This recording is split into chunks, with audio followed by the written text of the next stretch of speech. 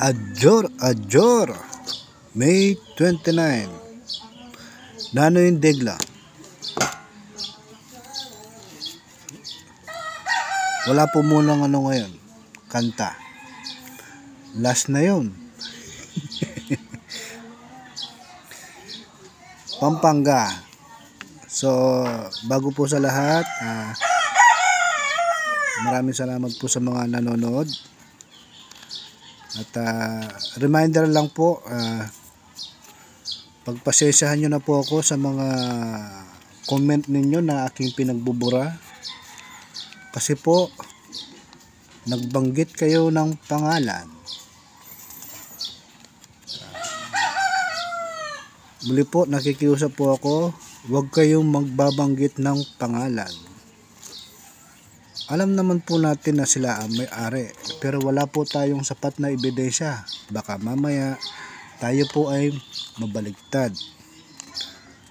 Muli po, huwag kayong magbabanggit ng pangalan. Huwag po kayong magko-comment ng pangalan ng politiko. Protektahan po ninyo ang pangalan ng isang tao.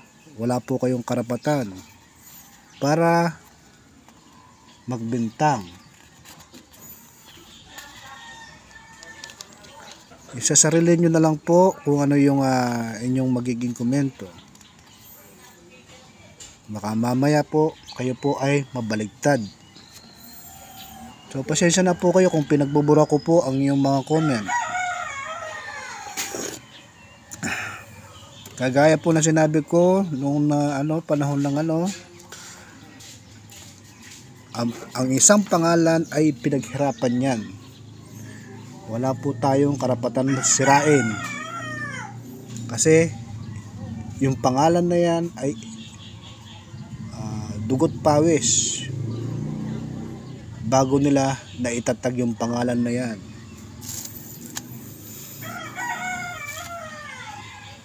Kagaya ko po, nag-start po tayo mag-upload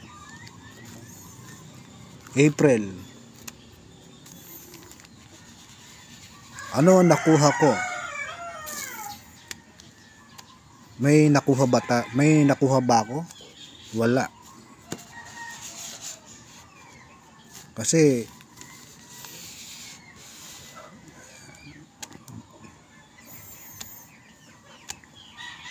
sa mga nagtatanong kung meron tayong nakukuha, wala po. Binibigay po natin ito ng libre. Wala po tayong nakukuha kahit piso.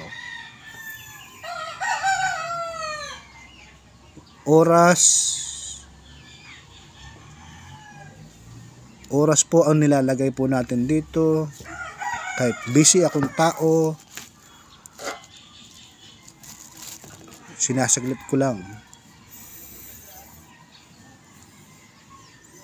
Mabalik po tayo.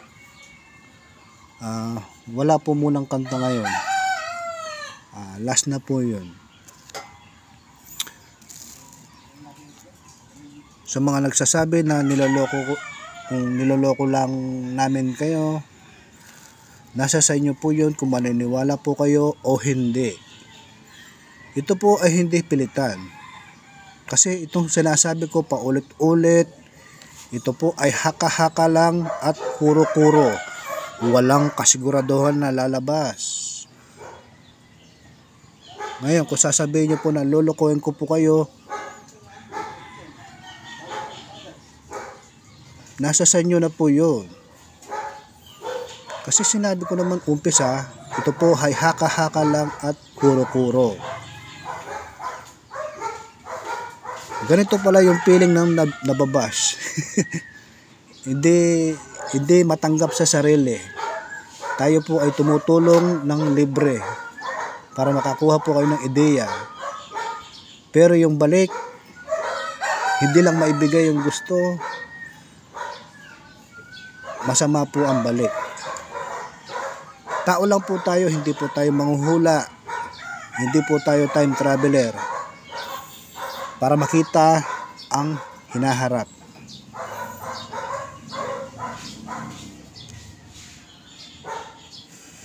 Kaya po namin kayo pinapalipat sa YouTube kasi hindi po natin alam kung kailan tayo magtatagal dito sa Facebook dahil sa mga taong negatibo.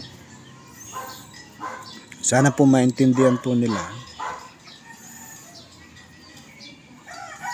Gagawin ko po ito ng libre para sa mga kapara kong Kapampangan na walang hinihinging bayad.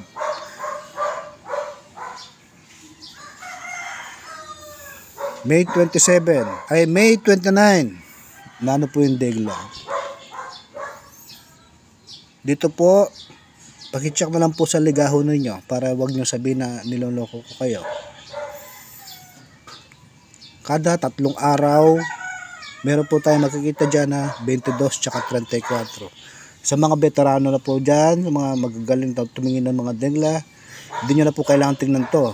Ngayon, kaya lang po sila nanonood, baka meron silang numero na nami-miss. Ganun po yun. Kaya mataas po yung mga views natin. Kasi yung mga kobrador na tumitingin dito, baka mamaya meron silang nakaligtaan na numero na hindi nila nakita. Inuulit nila yung video po natin. Kasi para yung mga patayan nila ay masatisfy.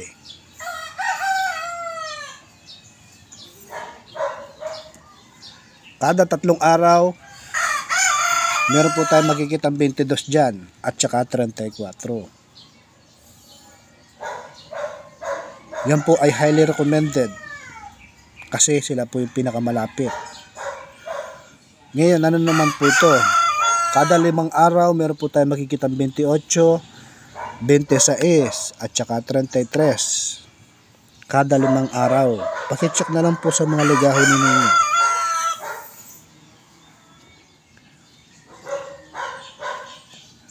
Ngayon, ito pong 13 na to,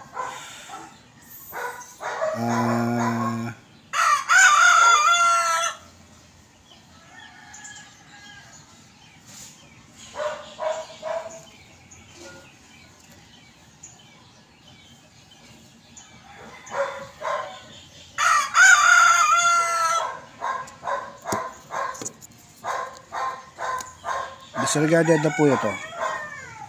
Wala na po itong 13.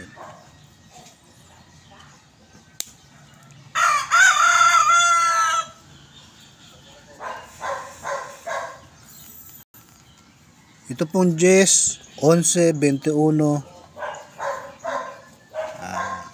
Sa nag-message kahapon, si tatay, kailan daw po kaya lalabas?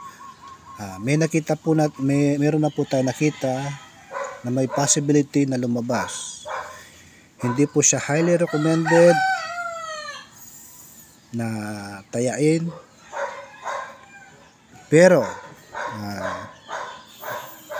ito po ay magandang pandiskarte.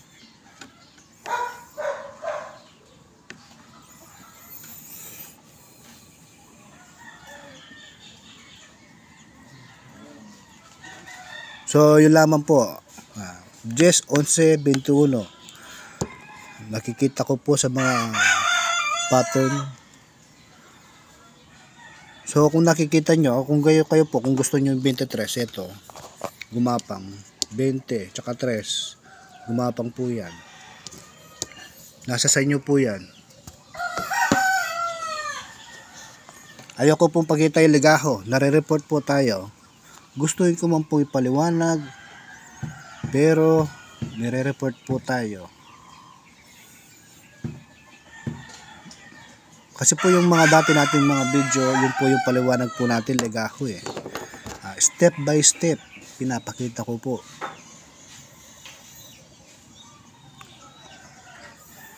Hindi ko naman po sukat akalain na maganda yung intention natin, pero may mga tao talagang sadyang pag hindi nakuha yung gusto, report.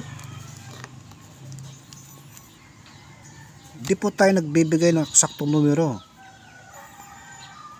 Yung napapanood nyo po sa Facebook na pusit, may numero, pusit.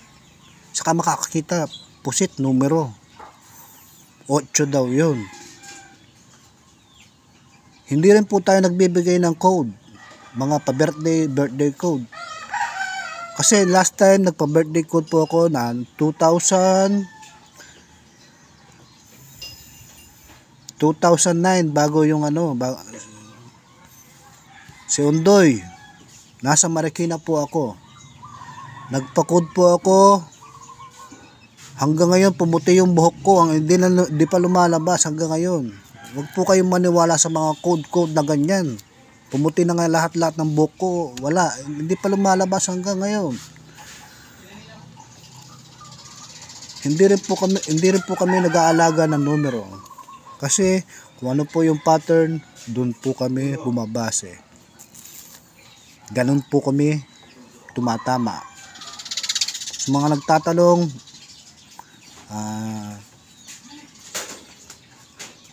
mabilis kaming tumama. Opo. Kasi pag minsan yung mga secret pattern hindi namin sinasabi dito. Kayo na lang nakakadiskubre sa ligaho. Kasi bago pa namin i-post, isasarili muna namin para naman kami tumama.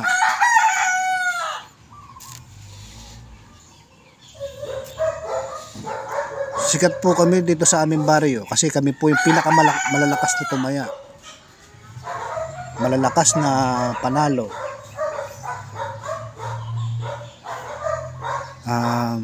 Ulitin ko po, sa hapon po, yung usapan po natin sa hapon, mag-upload po tayo sa YouTube at saka sa gabi. So shoutout po pala sa mga kaibigan ko sa Metro Manila na nagre-request kung kailan yung mga biglaan portion po natin sa mga parte ng mga Kamaynilaan. So pipilitan po natin ngayon kasi maaga po tayong mag-upload. Ipa-priority po natin yan sa mga kaibigan ko sa Kamaynilaan, lalong-lalo na sa mga kapatid kong nasa kalsada, mga Lalamove Riders. Mag-ingat po kayo sa NCAP.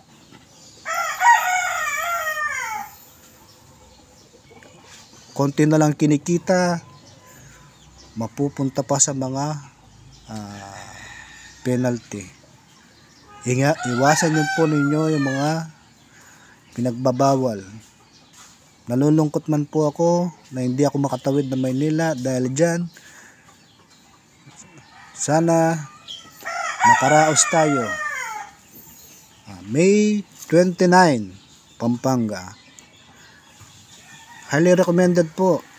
Ito lang po nakikita ko, 22 tsaka 33. So yun lamang po. Sana po ay swertihin po tayo.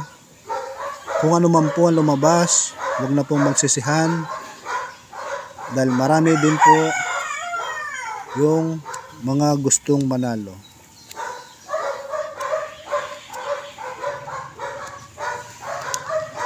Sana po magtagal po tayo sa Facebook.